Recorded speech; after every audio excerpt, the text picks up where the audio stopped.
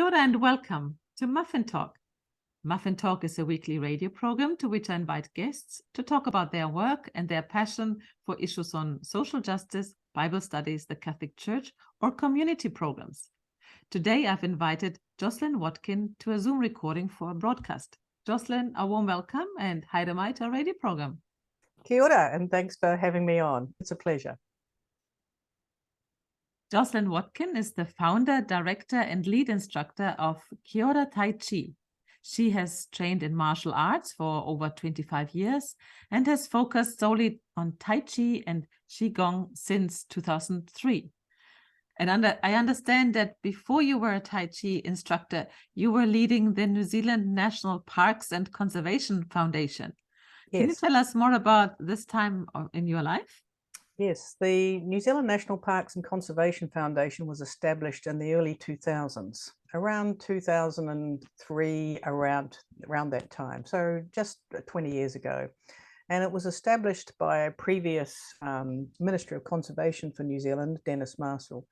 And the idea that there are people who are sponsors or wealthy individuals that wanted to fund conservation projects in New Zealand, but didn't necessarily want to give their money to the Department of Conservation, which of course is a government department. They wanted to supplement the government's funding. So the fund was set up and I was its inaugural executive director, and I had a lovely board of directors to report to. So we had to establish the foundation, get ourselves known. It now trades under the name, I believe, of the New Zealand Nature Fund, but it still exists. And so we worked closely with the Department of Conservation, mainly in national parks, but not only, and to help support the survival of our precious species in New Zealand, particularly our birds. Ah, particularly the birds. Yeah, and the reason I got involved is that I've always, I grew up in Taranaki. I did a lot of tramping and hiking around Mount Taranaki and the Egmont National Park. Just love the outdoors, and we have a special country here and we have unique, particularly our bird life, and it's something that no one else in the world has in terms of the animals, mainly birds, that we have. So I just wanted to do something to help. I've got a very strong business and marketing background, and so it was my job to help get the foundation established, and I'm delighted it's still going to this very day. When I think of birds in New Zealand, the fascinating thing is there are a lot of birds that don't fly. Yes, and there's a reason for that, because when we, in ancient times, when we broke away from the Gondwana, merge of continents, it was before mammals developed as a species. So there was just, originally dinosaurs years ago, of course, and then there was sort of, lizard-like things and bird-like things. Now, to be fair, we do have a little native bat, which is the only native mammal we have. But because it flies, we kind of almost put it into, in fact, I think it recently won Bird of the Year here in New Zealand. So there you are. The Bird of the Year is run by the Forest and Bird, which is a society of concerned individuals, and they have a competition every year. And it gets taken out by the usual suspects, the kiwi and the kakapo, but the bat won. I think it was actually last year, and there was quite a controversy. I mean, where would a competition be when there wasn't controversy? On the basis that, well, the bat doesn't get a lot of profile.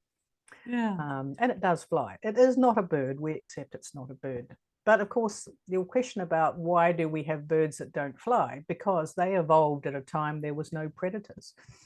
There was, the little wee tiny little bat we have as a mammal wasn't going to be out there, chasing the birds. That's right. Yes, it's an insectivore. And so birds didn't need to worry about flying. Some can fly, but like your little Titipounamu, they spend a lot of time on the ground, but they can fly as well because, and then sadly, humans came, and then humans brought bigger mammals with them that got a taste for our native birds, unfortunately. Yeah, so you just mentioned Titipounamu, and that's something I would like to talk to you about, because many people ask me why I chose the name Titipounamu Study and Joy for my initiative. To me, Aotearoa, New Zealand is a country of many birds, as we just talked about. And I was looking for the smallest native bird and came across the little Titipounamu. Actually, I have to admit, I have never seen one in real life, but I understand that you have had encounters with Titipounamu birds. How were they like? Absolutely. Several. I was very, very fortunate. This was in my role as the executive director of the New Zealand Conservation Parks Foundation. And there's a tiny island. So I don't know whether you have an international audience, but we have the North Island, which is Te Ika Amawi, and the South Island and the Titipounamu. Then we have Stewart Island, Rakiura. And then below Stewart Island, about 14 kilometers southeast, is a tiny little island. Its English name is Codfish, but its Māori name is Whenua. And that's where a little colony of Titipounamu were, and they were quite prolific there. And it was getting to the stage where there might be too many birds for the area. So the Department of Conservation decided that they would like to move these birds to Ulva Island, which is a sanctuary in Rakiura, Stewart Island. And because I helped with funding, I got to have a chance to see what it was like to catch these birds and to then help with the transportation to their new home. So I took a series of flights from Auckland to Christchurch in the normal kind of jet you would expect. And then it was a slightly smaller plane, but still a jet going to Invercargill. And then I got on a smaller plane again to get myself to Rakiura, Stewart Island, and then a helicopter to this little tiny codfish island, Whenua. And I stayed there for 2 nights. And I was with the conservation staff, and so they explained the process where they were going to set up what's called mist nets, which are tiny kind of mist nets you can almost not see. No point having bigger nets because these tiny little Titipounamu would be able to fly through the holes. They're only about, if you hold up your ring finger, that's about the height of one of these birds. God. Yes, tiny. It's about 6 centimeters? Or? Yeah, 7 to 9 if the females are actually bigger. So the females might get up to 9 if they were a little bit above average, but average is about 6 to 7. So tiny, and they only weigh about 6 grams. And of course they're green because Titipounamu, the pounamu is the name for green. So, and they're just quite a, despite their small size, they're quite a feisty bird. And they also are very community minded. They live in sort of community groups. So Doc explained to me that we would need to catch a community group. And he said they're very territorial. So we've got a recording of a Titipounamu from another area, and they will recognize that this is not their community. And this bird is going to be, you know, taking their precious insects that they eat. So we set up the mist net, and we were on one side of it with the recording playing the non-belonging Titipounamu. And the community, it was like just amazing. They sort of came out like missiles, you know, rushing towards the sound, making these almost out of human hearing, kind of a noise like a fantail, a pee waka waka, sort of little zzz, zzz, zzz, like almost inaudible, but they would hit this mist net like a projectile, you know, so you'd see the mist net bulge out towards you, and then that would capture the bird as safely as possible. And then they would put these birds in little comfortable cages so they could still talk to each other. So when we had caught, and it took most of the day because they would come out. So you couldn't catch one bird, you had to catch a community. That's right, we had to catch the community. So they had to keep playing this recording until we got them all. Was there like something like a leader, or was it enough to get yes, one the bird, first ones to hit the net would be the ones that were in charge of security, shall we say, for the community. So they were the first captured ones, and then gradually the rest. So a very strong community, very admirable birds. Just because they're small doesn't mean they're not feisty, you know. Just because they're small doesn't mean they can't stand up for their community. You know, it's a really strongly spirited bird, you know. So then we, of course, had to get the birds back to Rakiura, Stewart Island. And I thought the helicopter would return, but it didn't. A very small plane, like a little Cherokee Piper, flew in on the beach at low tide. And I saw the pilot coming in, and first of all, he turned the plane sort of sideways on its wing, and he's looking down at the beach like this, seeing if there's any rocks or obstacles, or we hadn't removed any driftwood. And then he landed on the beach, and then myself and the cages of riflemen. Rifleman is the European name for Titipounamu, named riflemen because of their green feathers, like a rifleman. And me and the birds and the pilot were transported to Rakiura, Stewart Island, to the airport there, and then taken to Olban, the little town, and by a little 10-minute ferry to Ulva Island. And they had prepared, Doc had prepared a special space for them. And so we were able to just open the cages and let the birds escape and find themselves, and cheerfully, hopefully, their descendants are still there to this day.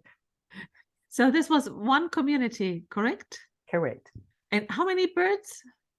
10. 10. Wow.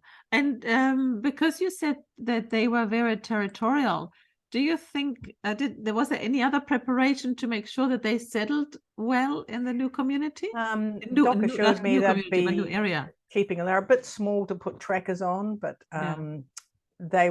the Doc had made sure that they were going into an area that would be suitable for them in terms of places to live, places to nest. Obviously, they did this out of nesting season. So the birds nest between about August and probably early February.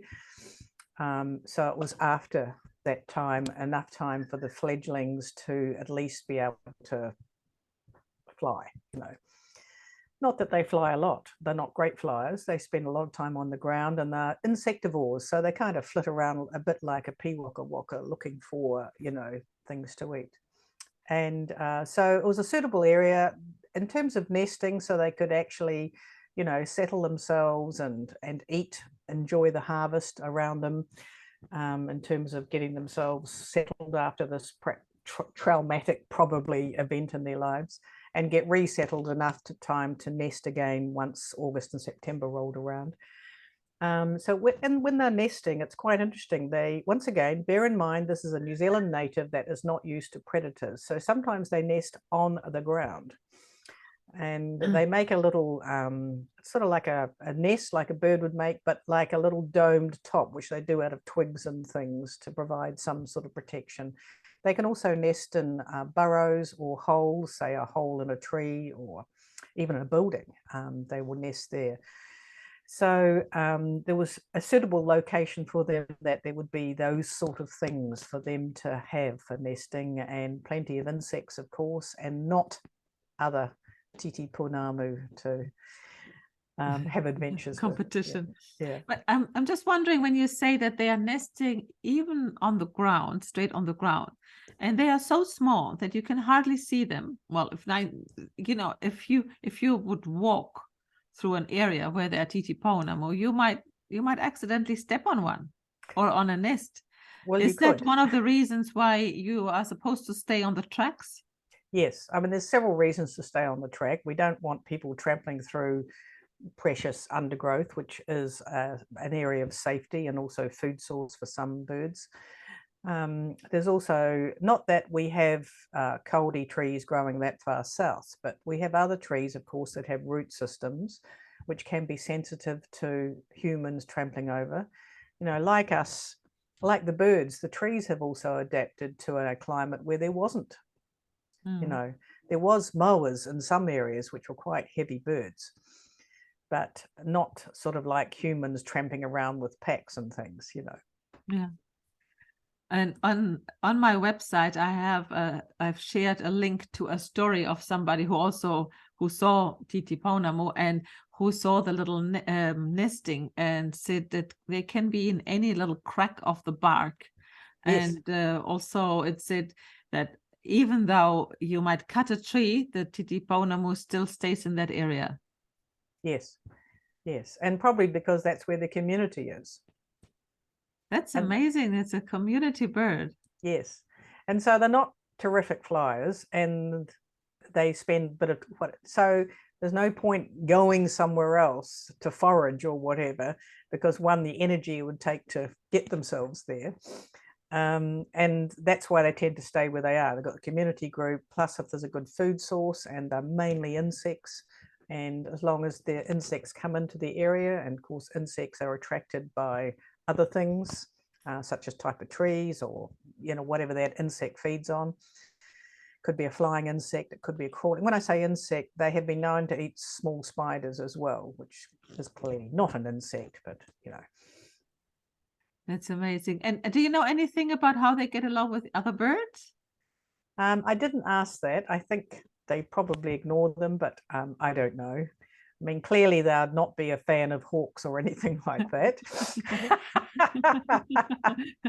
Absolutely. But they're extremely well camouflaged. They are very hard to see because, one, they're so small, and the colour they have is often the same colour, that background you have behind you of New Zealand ferns. They are that colour. Yes. So they're tiny and extremely well camouflaged. And the noises they make, they're often calling out to each other all the time, keeping in contact. But humans can't often hear that. We can hear some of the sounds they make, which sort of is similar to a pee waka waka, a fantail, a sort of a zeet and a click noise, but it's not as loud as a fantail. Yes. And sometimes I thought I was hearing this tiny little sewing machine, this sort of click, click, click, click sort of noise like a sewing machine would make. And that's another noise they make as well. But a lot of the noises they can only pick up with sort of electronic gear now designed to pick up that. And that's how they know that they're constantly calling to each other as a community group, sort of checking in with each other.